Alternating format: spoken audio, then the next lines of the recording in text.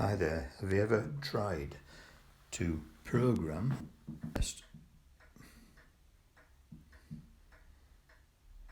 a loco using these fiddly little things, especially with an engine like this one? What you have to do is put these on here and hope for the best.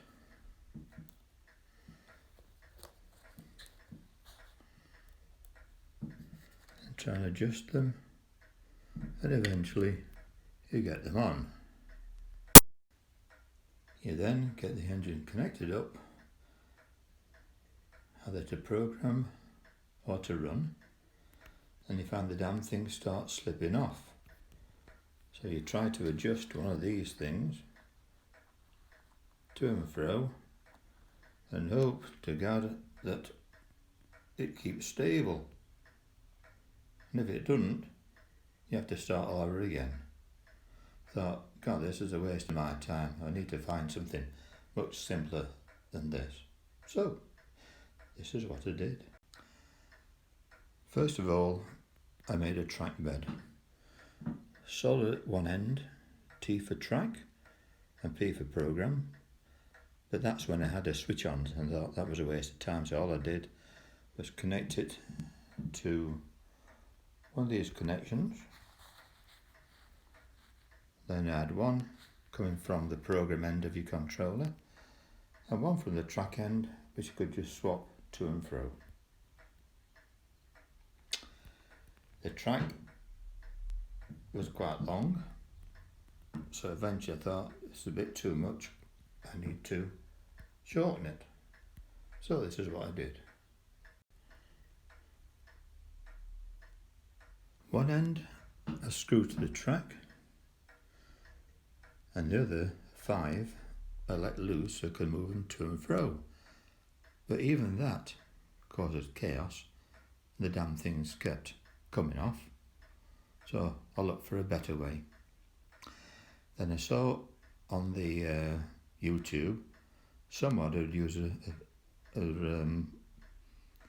plastic sheet of plastic sheet anyway, a thin strip that went from A to B. You had to cut the size. I didn't have any of that, so I looked in the garage and see what I could find. What I came up with was a hacksaw blade. And believe it or not, it fits exactly in between the two in the rails. So I thought, well, all I need to do is get one end and fasten at that end, and then get a support at the far end, piece of wood or something, and these could move to and fro without coming off.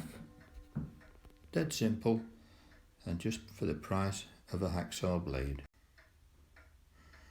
I had to cut the rail down to size, and in fact I use a hacksaw blade for that.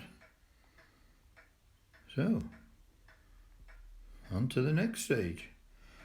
What I need to do now is fix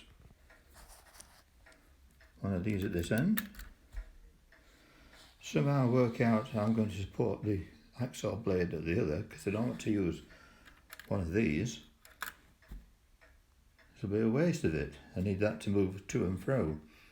So I'm going to rack my brains and see what I can do for that. See you later. So I drilled a hole, looked in the garage and found this box of nuts and bolts that have had there stuck for ages, waiting for the big day when I'd use them. And this is the big day that's just arrived. So at the fixed end, I drilled a hole through the rail, wherever they call them, put a bolt through it, and that's going to go through into the hole, through there, and fasten a nut underneath it at the bottom. So here we go. Make sure you drill the hole in the centre of this part, So the nut and bolt goes in the middle. If it ain't big enough, they gets a bigger drill bit and that makes a bigger hole. There we are. See you later. Use a small file to get rid of the burrs on there. Make it smooth. Okay.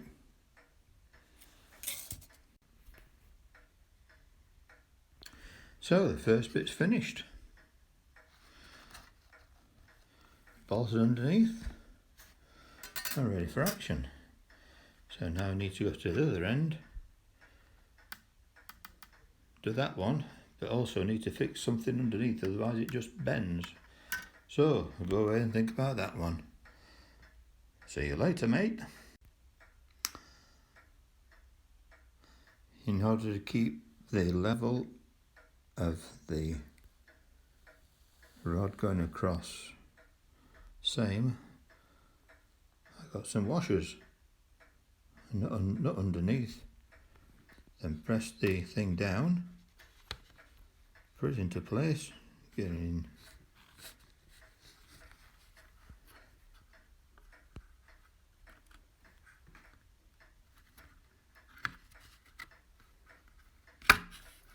Like that.